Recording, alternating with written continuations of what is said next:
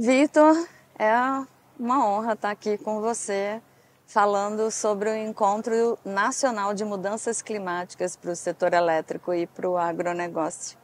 E nada melhor do que rememorar como começou tudo isso. Com certeza, Sila. Primeiro, para mim é uma grande honra também estar aqui com você, né? Principalmente você que ajudou nessa concepção, né? Eu lembro lá atrás, ali alguns anos atrás, quando eu te procurei e falei um pouco do nosso objetivo, né? Realmente de a gente sempre fez muita coisa relacionada à mudança climática, muitos estudos, muitos relatórios. A gente tem inclusive aqui um laboratório de pesquisa aplicado nessa temática. Mas eu lembro que eu te procurei, eu falei, Sila, a gente precisa realmente se posicionar, né? A Climatempo quer se posicionar, a gente quer trazer valor de fato para o mercado, mas não só com estudos específicos. A gente quer mostrar e conectar todo o mercado em prol da temática, né, de mudança climática. E eu lembro que a gente começou lá, se eu não me engano, em 2021 ali, né? Foi logo depois Acho que foi. A gente começou ali, a gente fez primeiro um podcast, né? Um videocast, na verdade, em que Sim. a gente convidou você, o Sérgio Antesano, alguns atores aí do segmento de energia. E a gente fez ali uma primeira versão do que seria o ENSE, né? O ENSE hoje em dia.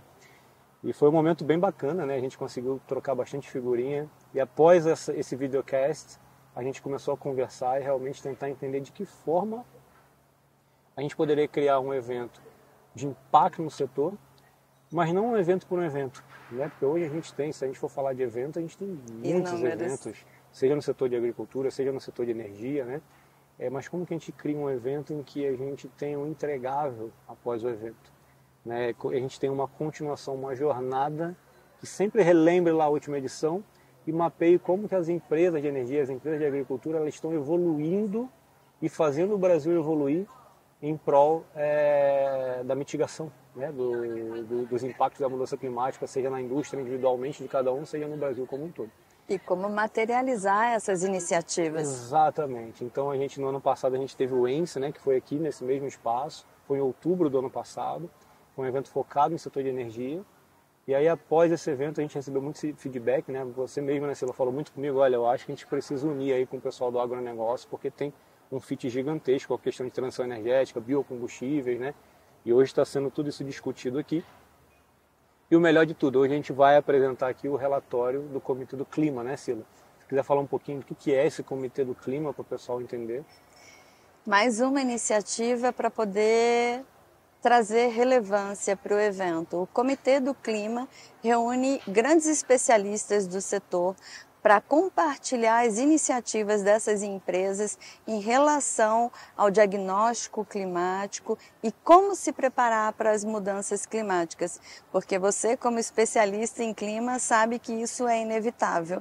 A gente não tem como conter esse avanço das emergências climáticas. Mas como é que a gente se prepara para isso? Como é que essas empresas estão se preparando? Quais são as ações que elas estão implementando para poder interagir com essa nova realidade? Exatamente. Isso eu acho que é um ponto muito relevante, sabe? Sobre o que você está trazendo. Assim, de fato, não tem o que a gente fazer em relação a isso, em relação a cortar as emissões. Por que eu falo isso? Às vezes muita gente que eu converso pensa, não, a gente vai cortar as emissões daqui a um tempinho e tudo vai ficar bem, os gases eles vão sumir, os gases de efeito de estufa vão sumir, né? Só que realmente quando a gente traz isso para um cenário de economia, até mundial, né? O que causa a emissão de fato dos gases de efeito de estufa? Então a gente está falando aqui de como que a gente conecta as coisas na tomada, como que a gente faz energia elétrica, como que a gente produz as coisas, então concreto, concretagem, aço, a produção disso tudo emite muito gás, né, do efeito de estufa.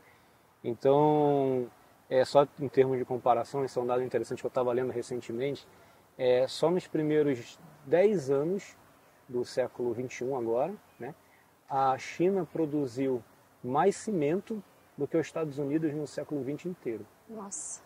Então, assim, isso não vai parar, isso é economia. A gente não tem como desligar o botão da economia, de não vou mais produzir as coisas, eu não vou mais transportar as coisas, eu não vou mais ligar a energia elétrica, porque senão o mundo, né, vai ter um impacto gigante. Então, esse impacto ele vai acontecer. O que resta para a gente fazer agora? Como que a gente vai se adaptar a isso? Como que a gente vai criar políticas de mitigação para isso? Até porque se a gente parasse de emitir gás de efeito de estufa exatamente agora, cortasse emissão zero, os gases do efeito de estufa eles permanecem na atmosfera por décadas. Não é uma coisa que parei de emitir, daqui a um ano acabou os gases, não. Então a gente vai ter que realmente se comprometer, se unir e entender de que forma que a gente vai mitigar esses impactos nos próximos anos e principalmente como que a gente vai se adaptar, como que a gente vai ter resiliência climática em todas as esferas, né? Seja na esfera política, seja na esfera regulatória, né? Seja na esfera operacional. Então esse é um ponto bem importante, né? Como a Climatempo observa a mudança de comportamento dos próprios clientes em relação ao antes e depois do ENSE? Esse é um fator muito legal, assim, a gente... É engraçado porque é uma série de fatores, né? O ENSE ele aconteceu no ano passado, mas do ano passado para cá ficou claro o aumento de eventos extremos que a gente teve de um ano para o outro. Né? Então, em 2022 a gente já teve eventos extremos, teve. Em 2023 a gente teve muito mais. Hoje foi apresentado que foi no mínimo aí 5, 4 eventos extremos, não só de chuva, também de seca, né, e etc. E esse ano a gente teve, infelizmente, né, um grande desastre Sim. no Rio Grande do Sul, que também impactou não somente de forma negativa em relação à economia, etc., mas também teve um impacto positivo de mindset nas empresas. Porque quando você tem um desastre desse tamanho, as empresas e toda a sociedade começam a, de fato, o ser humano é assim, começa a, de fato, olha, nossa, olha o que está acontecendo lá. Né? E se isso acontecesse em São Paulo? E se isso acontecesse aqui em Salvador, na Bahia? Né? Então, junto com o ENSE, junto com essa conscientização que a gente vem fazendo, a própria natureza, os próprios eventos extremos, eles vêm conscientizando também de que já é uma realidade. Você não está falando de mudança climática lá para 2050, 2100. A gente está falando de hoje, né? Hoje já está acontecendo. Então, de fato, eu acho que é um casamento de coisas. O ENSEA traz um apelo profundo em termos de ciência, né? Em termos de operacional também, porque a gente tem no Comitê Clima diversas empresas trabalhando em conjunto para conseguir se conectar e trazer soluções ágeis e eficientes. E ao mesmo tempo a natureza ela vem respondendo, ela está caminhando junto e mostrando para a gente que é algo inevitável. Né? E aqui no Parque Tecnológico de São José dos Campos nós temos o Centro de Monitoramento de Desastres Climáticos, não é isso? Sim, exatamente. Nós temos o CEMADEM, vizinho aqui do lado, né? É um órgão que faz todo esse monitoramento, tem estações meteorológicas em diversos lugares do Brasil, né, medindo a quantidade de chuvas, etc. Eles enviam alertas, né, para Defesa Civil, alertas de desastre, de deslizamento e etc. O ecossistema aqui do Parque Tecnológico, né, ele é um ecossistema muito forte em termos de monitoramento ambiental. Né?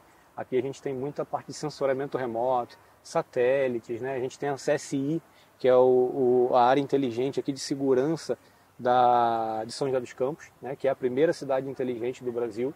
Então a gente tem um ecossistema inteligente de sensoramento remoto que remete muito à questão de um monitoramento climático, seja com estações meteorológicas, seja com satélite, seja com modelagem de alta resolução. E não é à toa que a Climatempo escolheu estar aqui. Né? Então em 2015 a gente ganhou por um projeto, eu não lembro qual foi o órgão do projeto, mas a gente ganhou um projeto e a gente conseguiu abrir o nosso laboratório de pesquisa aqui para participar desse ecossistema. E é impressionante como cresce a cada dia a conscientização sobre a importância do acompanhamento climático em relação a todas as atividades econômicas do Brasil. Sim. Porque essa semana eu estive conversando com uma grande empresa que ela falou assim, nossa, eu nunca tinha me tocado o quão importante é acompanhar o clima para o meu negócio. Porque muita gente acha que acompanhar o clima é para a agricultura, é para a construção civil, é para os eventos, mas não é para tudo. Quando eu falo, assim, é engraçado que eu sou meteorologista e trabalho na área comercial, né? Então sempre que eu estou em alguma reunião com pessoas, etc., eu trago esse impacto real da meteorologia na operação de grandes empresas, né? Então, por exemplo, lá em 2018, mais ou menos, né? A gente começou o projeto com uma grande empresa agrícola no Mato Grosso, lá em Sapezal, que eles estavam tendo um problema muito grande, porque as chuvas elas estavam cada vez ficando mais irregulares, né? Você começava ali em outubro, depois do vazio sanitário para plantar soja, etc. Você tinha uma questão de muita chuva, você plantava, elas eram meio irregulares, mas depois você plantava, você tinha que fazer a aplicação de pulverização para manter a cultura, né, saudável, etc. E se viesse uma chuva numa área da fazenda, a gente está falando de fazendas aqui de 42 mil hectares, né? E uma chuva no setor norte, e varresse, e até 4 horas depois da aplicação, varria tudo aquilo. Então você perdia milhares de dólares por hectare ali numa tarde comum como outra qualquer, com uma chuva que eles chamam chuva de manga, né? Aquela chuva localizada ali. Então ali foi quando eu iniciei, a gente começou a iniciar um projeto de instalação de um radar meteorológico dentro de uma fazenda para fazer esse monitoramento do microclima que a gente chama, né? Então essa chuva ela está vindo, o radar identifica e a gente avisa automaticamente para o maquinário para ele parar de aplicar ali, porque senão ele vai perder toda aquela aplicação, e ir para um setor sul, que essa chuva localizada, né, essa chuva de manga, ela não vai lá, ela vai passar por aqui. Quando eu falo isso para algumas pessoas, o pessoal fala, cara, eu não acredito que está nesse nível, né, que realmente as empresas usam de fato a meteorologia, né, porque quando a gente fala de meteorologia, a pessoa pensa, vou planejar uma ida ali no Ubatuba, entendeu? Mas realmente as empresas usam. Aqui um outro exemplo por curiosidade, aqui é a EDP, né, que é a distribuidora de energia aqui em São José dos Campos. A gente tem uma extensão de operação aqui bem forte, a gente trabalha com esse monitoramento e envio de alerta. Para quê? Porque a distribuidora, o objetivo deles é ficar 100% do tempo fornecendo energia para você, né? Para você, para mim, que a gente é cliente cativo, está pagando a conta de luz ali. Então se vem uma chuva forte, uma ventania, uma tempestade, cai o galho na fiação e interrompe a energia, eles precisam restabelecer essa energia o mais rápido possível para não serem penalizados, né? E a gente monitora todo esse ecossistema aqui para a EDP, a tempestade, etc., envia alertas inteligentes para que eles consigam monitorar e fazer o bom planejamento de despacho de equipe. Se uma tempestade muito grande está prevista para amanhã, uma frente fria muito forte, como que eu trago equipes de outras regionais para conseguir me ajudar e eu ser mais eficiente nessa recuperação, né? Então é um pouquinho, Sila, aí de alguns exemplos, né, de como a economia, e aqui na Climatempo a gente tem energia, agronegócio, varejo, né, o inverno vai ser mais extremo ou mais ameno, né? A parte de mídia. Então é um ecossistema hoje que todas as empresas precisam de meteorologia, né? Além de ser a maior empresa de meteorologia do mundo, porque está debaixo da StormGeo. Exatamente, a StormGeo, a gente foi adquirido pela StormGeo no ano de 2019, né? Para quem não sabe, a StormGeo é uma empresa norueguesa, e ela é líder mundial na parte de shipping, né? Eles têm um apelo e produtos realmente são muito fortes na parte de monitoramento, de traçar rota de navio, até para essa questão também de impacto, né? De emissão de gases e tudo mais. São muito fortes na parte de energia também, né? A parte de monitoramento offshore, de parques eólicos offshore lá fora na Europa. E eles adquiriram a Climatempo, né, em 2019. E de lá para cá a gente está cada vez mais próximo, trocando, importando e exportando também tecnologia, né, de ponta. E em 2021 todo o grupo ele foi adquirido pela empresa chamada Alfa Laval, né? É uma empresa muito forte também essa parte mais de indústria. Então a Alfa Laval ela é muito forte essa parte de troca de calor, criação desses equipamentos, né, de bomba e etc. E eles são muito fortes na parte de marine, né, na parte de navios. Mas eles são muito industriais, então eles pensaram como que nessa evolução realmente do que está acontecendo agora, como que a gente consegue conectar a nossa estratégia com uma estratégia mais digital. E é por isso que eles se conectaram com a StormGeo e obviamente também com todo o ecossistema junto com a Climatempo, né?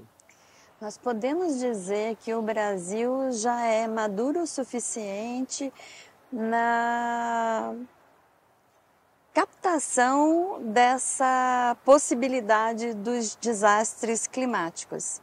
E como é que a gente faz para efetivamente evitar tragédias como a que nós vivenciamos recentemente no Rio Grande do Sul? Essa é uma pergunta muito boa. Eu tenho, na minha opinião, primeiro, conscientização. Segundo é cooperação. E o terceiro é realmente entender como que com essa cooperação e com essa conscientização a gente se torna resiliente a isso. Porque isso vai acontecer. Esses eventos eles vão continuar acontecendo, né? É uma equação simples. Eles vão continuar sendo mais frequentes e mais intensos conforme a gente continua emitindo gases, né? A temperatura vai aumentar e com isso a atmosfera é um balanço de massa, um balanço de energia. Esses eventos eles vão continuar a acontecer, vão continuar a ser mais irregulares, mais extremos e mais frequentes. E recentemente, inclusive, eu estava lá na Bahia, em Salvador, né, conversando com o pessoal lá, um evento aberto ao público, estava lá o pessoal da Defesa Civil de Salvador, a própria Coelba, né, lá que está fazendo um trabalho fantástico. e eles trouxeram a Climatempo, a Defesa Civil e o próprio órgão, a Coelba, como responsável pela distribuição de energia em Salvador, para discutir, cara, como que a gente coopera? Como que os dados que a Coelba usa, que a Climatempo fornece para a Coelba, a Defesa Civil pode usar também e criar um ecossistema de resiliência que pode, obviamente, entregar uma boa qualidade e eficiência de energia, mas ao mesmo tempo salvar vidas. Como que a Climatempo faz parte desse ecossistema e ajuda todo mundo a cooperar, usar dado e criar estratégias de resiliência para mitigar esses impactos. Então é um pouco disso, sabe, Sila? A gente tem tempo. A gente agora, lá no que aconteceu no Rio Grande do Sul, a gente tem uma parceria agora, já consolidada com o governo do estado. Foi uma parceria para a instalação de um radar meteorológico próprio da Climatempo lá. E aí, com o radar próprio nosso, a gente consegue ter a responsabilidade de manutenção, operação, porque o radar meteorológico é um instrumento muito sensível, um instrumento muito caro.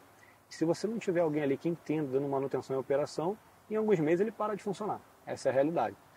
Então a gente está lá no Rio Grande do Sul, junto com o governo do estado, fazendo um trabalho bem sério e de cooperação e de resiliência. Como que a gente conecta os dados das empresas de lá, aos dados meteorológicos, ao governo, que a Defesa Civil está ligada diretamente ao governo lá no Rio Grande do Sul, para salvar vidas, para garantir uma economia forte e, ao mesmo tempo, para proteger todo o ecossistema